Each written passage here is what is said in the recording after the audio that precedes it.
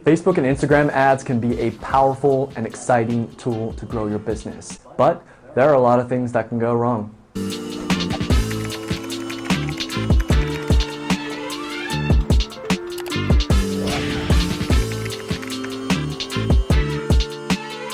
Hey everyone, it's Patrick from Flood Your Business. Make sure that you subscribe with your notification bell on. We're going to be dropping content every single week to help you grow your business, and we will be announcing awesome and fun giveaways.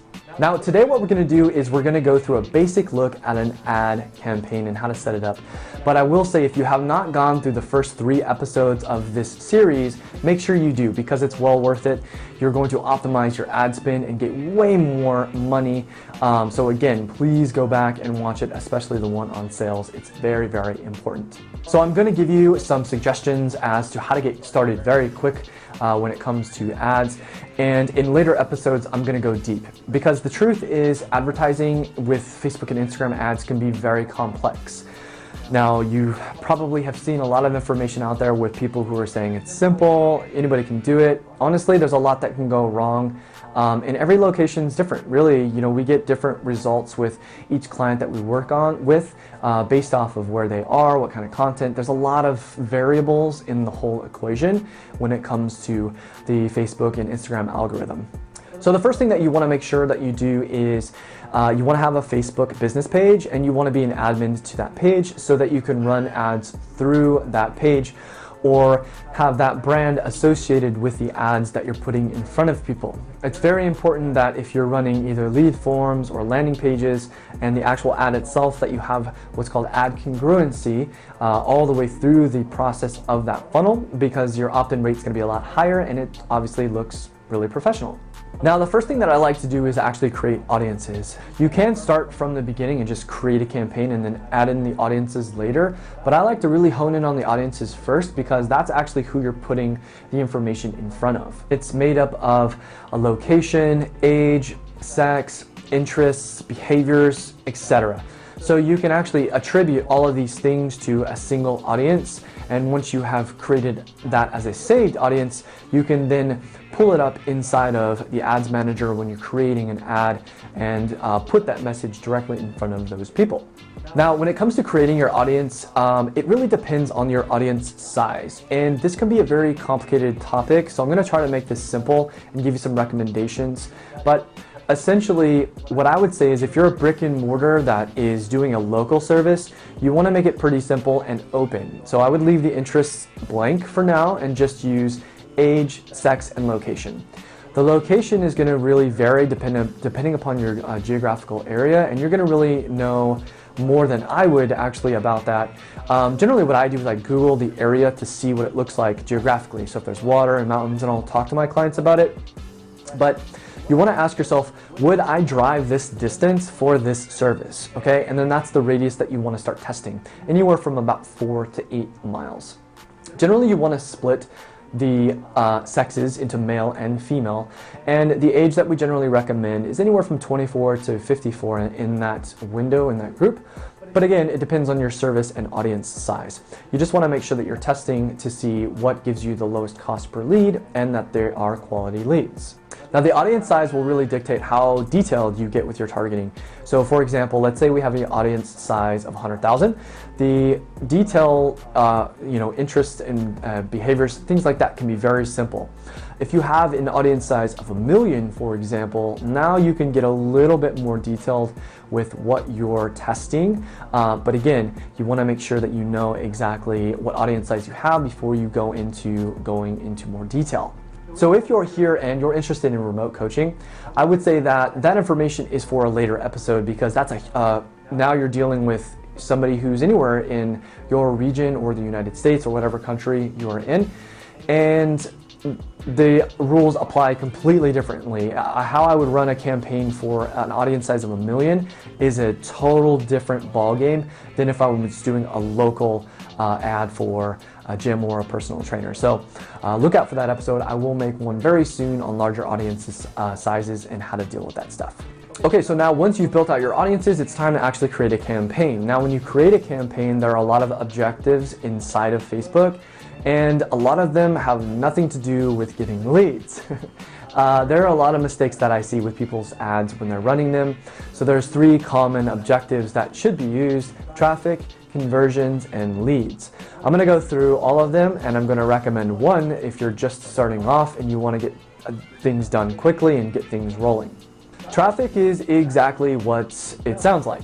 You're telling Facebook that you want as much traffic to that page as possible. So generally you're going to see more people landing on that page than you would see in terms of conversions. And conversions is based off of an event. So there's code that you can put on landing pages that it's called pixels, and essentially when somebody does something, like let's say they land on your page, for example, that would be set to page view, and that basically tells Facebook that this person landed on this page, or this person clicked a button. When you set up conversions, you're asking Facebook to find more people who are likely to do that action. Like let's say it's click a button. People start to click that button, Facebook grabs that data and it says, okay, let's find more people like that. The problem with traffic is it doesn't optimize off of that. So a very common strategy that you'll hear out there and marketers tell you to do is to run traffic to a page to get people to click on a button so that you can season that pixel. Now, I'm not a huge fan of this because I know if a campaign is going to work or not. So by me running traffic, it's actually wasting money. Now, I'm not saying don't do it. In marketing, the answer is always it depends. You need to test things. However, in my agency, I don't ever run traffic campaigns. The next one, like I said, conversions, is based off of an event that works off of pixels, which can be very technical, and there can be a lot of mistakes made if you're working with landing pages. The last one, which I do recommend, is leads. Now, there are some pros and cons to lead forms. The con can be that the quality of lead isn't always the best, and here's why. The process of somebody giving you their information on a lead form is very fast. All they really need to do is click a few buttons to give you their information. Now, because of that, quite often people will not remember that they opted into an offer. I call that opt-in amnesia. Or they just forget, and then you contact them and they're like, who are you? Right? So that's something that you can expect. And again, it's just the nature of the beast. Don't let it bother you. Just keep going and keep doing what you're doing. A lot of those leads will close. And I will say that this is a primary way that we do run ads for a lot of our locations, and it has helped grow a lot of the businesses that we work with.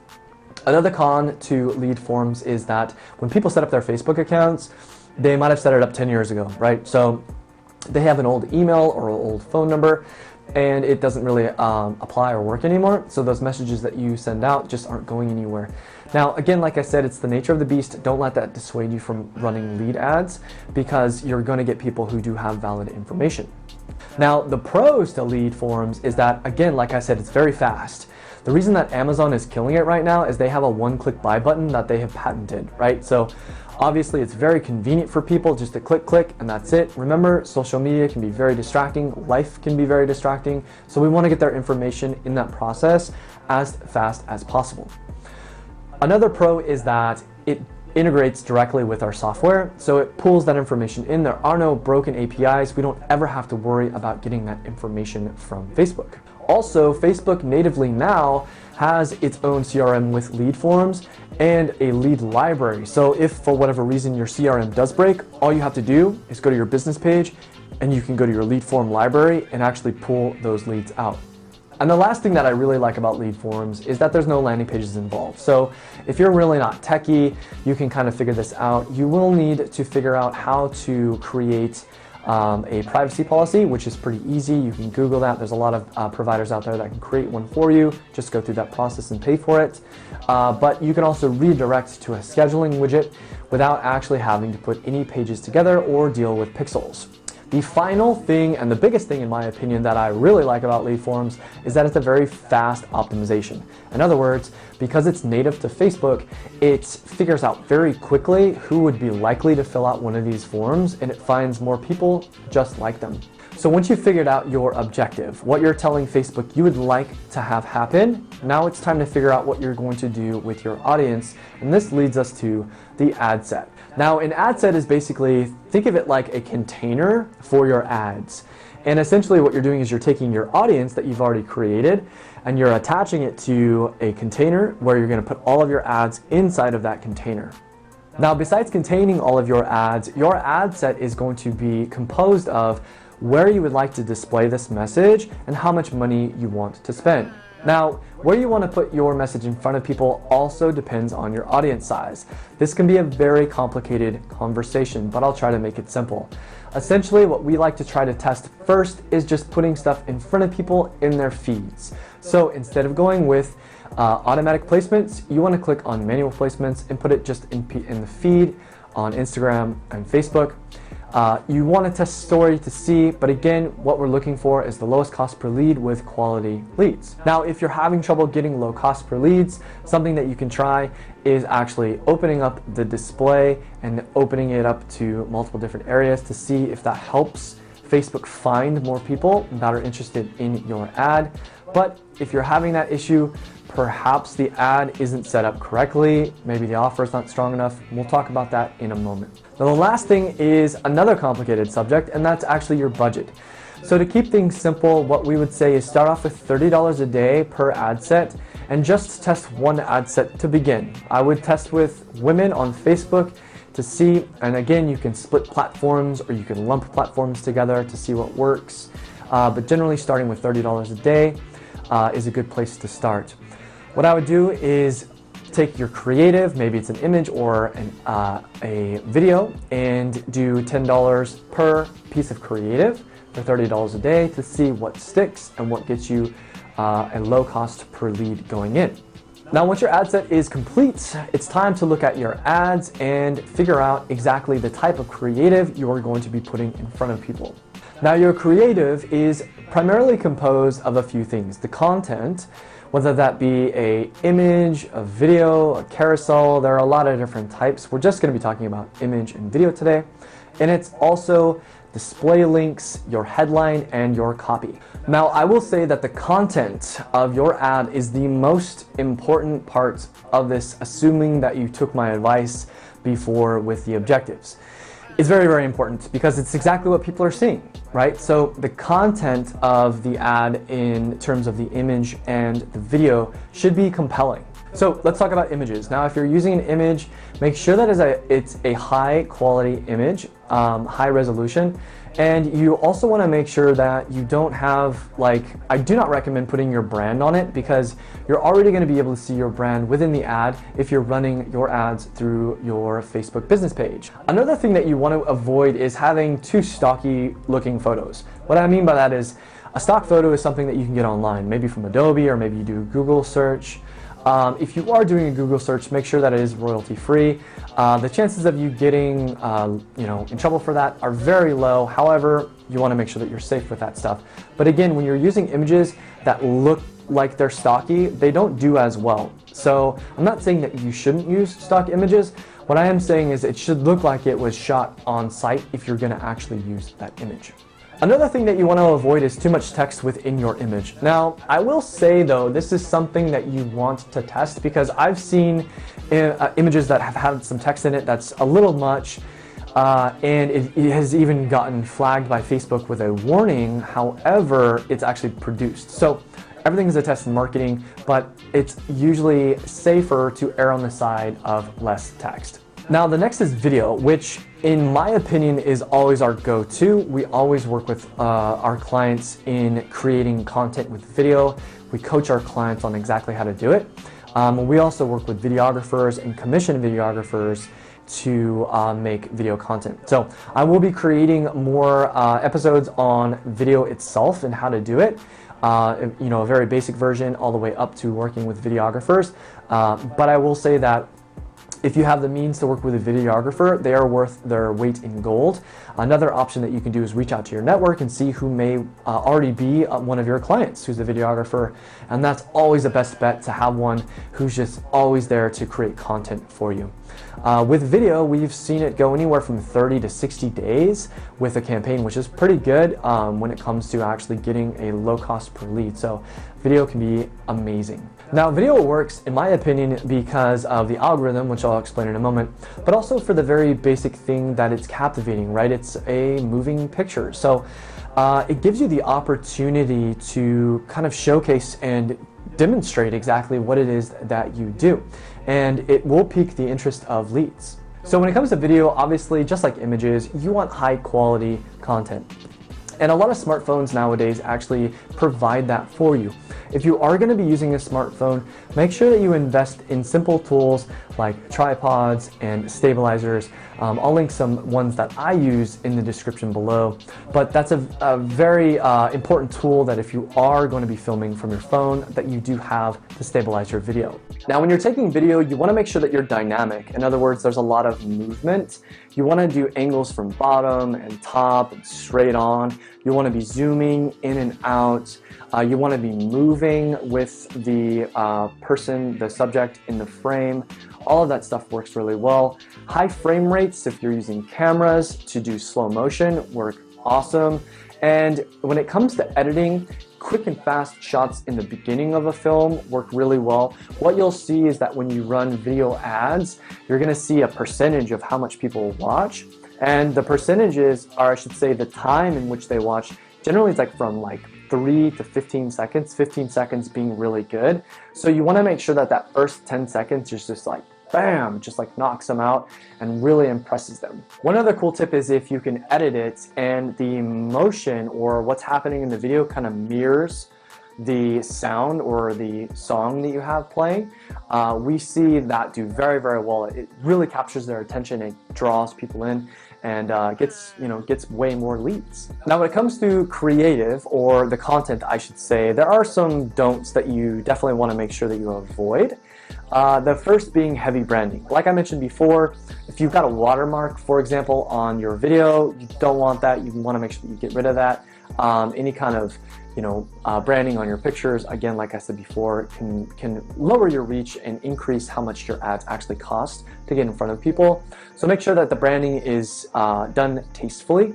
Talking head videos is another one that doesn't always do well. And a talking head video is exactly what you're watching. It's somebody who's just talking. When they see a talking video, they generally know that they're being marketed to, and that's not what they're on social media for in the first place. So they generally do not do well. But however, if you do have one that you want to test, give it a test to see if it works. I will say that there is a common trend where we see they don't do very well and they underperform.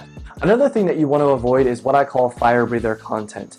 And this is when you have clients who are in great shape, you want to make sure that you're kind of excluding this from your content. And here's why.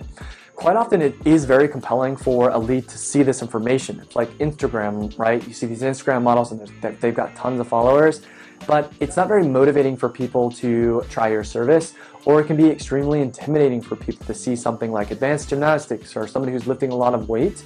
So you want to kind of stray from fire breather content because it's not going to get what you actually want, which is high volume, quality leads that have a lot of upside potential who need your help. This next one is a little odd, but it's actually male-centric content. Now, if you're only targeting men, then of course, male-centric content can work. However, what we've seen in some of our ads is that if we have only women or co-sex content, it actually works to get leads in the door with men. It does not work the other way around, however. If you have only a man picture or men in the video and you're marketing to both men and women or only women, you're going to see it either underperform or not perform at all. So next you have your copy and your headline. And I will tell you that there have been books written on copy. And by the way, copy is just the writing inside of your ad. Like I said, there have been a lot of books written on copy, and it can be a very complicated subject, but I'm going to make it simple so you have some tools to use. And there are some things that you want to know about how Facebook allows and flags certain copy when you set up your ad. So when it comes to writing your copy, you want to make sure that it's conversational. They are on social media to be social, and they're having conversations with their friends. It should be conversational, however, you want to make sure it is also professional when you are writing your ad. Now, in the first few lines of your copy, you want to make sure that you are calling out your target audience and also kind of getting to the point of what the offer is in the first place. If you look through and scroll through some ads, you'll notice that generally there's a few lines that you can see. So if they're looking at your ad in an entire one-piece view, they should get a general idea of what the whole thing is all about. Now, when it comes to your offer, it really depends, like I said in previous episodes, as to what your sales funnel looks like. But I will say that the higher the value in terms of what you're offering, the more leads you will get, the higher the volume of leads you will get at a lower cost. But this is also directly related to the work it's going to take you. Let me give you an example. A challenge, like a 6-week challenge or a transformation package, is going to get the most leads for the lowest cost. Usually that's what we see. But it is going to take a lot of work on your end. Now, we do things with our clients that give them a really easy experience of doing challenges. We will be making other videos on that. And if you want more information on that, join our Facebook group. There will be a link in the description below. But anyways, back to my point. The more value you give in your offer, the higher the volume you're going to get with your leads at a lower cost. Now, the headline should basically echo whatever the offer is, and it should be very clear. So it should mirror exactly whatever it is that you're offering, and be, like I said before, a very clear call to action or a very clear description of exactly what they're going to get when they opt in. Like I said before, I will be creating an episode based solely on content in terms of copy. However, you want to make sure that you stray away from presupposing what somebody might think. And let me give you an example of some horrible copy that I've seen out there. Like, let's take CrossFit, for example. Hey, are you worried about hurting yourself because you're doing a CrossFit class? I've actually seen copy that says that. That's something that you do not want to put in your ad. You don't want to put a presupposition that they may not even be thinking about inside of their ad. Let's talk about something relative today. Everybody's thinking about COVID-19. From the time of recording this, everyone is thinking about it. So in your ad, instead of saying, hey, if you're worried about getting sick, you don't have to worry about that with our gym. I wouldn't say that. I would frame it in the positive and say, our gym abides by all of the social distancing standards, or however you want to phrase it. But just by flipping it to the positive, it will work in your benefit as opposed to framing it in negative, which will cause people to not want to opt in. One more thing about negative copy is that although generally it works with marketing, the way that the Facebook algorithm works, Facebook wants people online as much as possible, and if it makes them feel bad, quite often it doesn't perform as well, which is ironic because if that algorithm didn't have that based on it, people would actually be opting in a higher rate because it's a pain point that really gets people to opt in. Now, what I'm not saying is don't use pain points, but do it in an intelligent and positive manner. So that you actually get a higher volume with your leads at a lower cost. Call to action buttons are something that you want to test. We generally stick with learn more, but there are a few others that you can use. I generally try to stray away from things like sign up now that make people feel like they have to commit to something. I want to make sure that I get their information. That way I have a chance of getting them through the door so that we have an opportunity to actually close them as a lead. Remember, everything in marketing is a test. So you want to make sure that you're running all of this content as a test and having your cost per lead in mind. I generally recommend a cost per lead of $10 or less.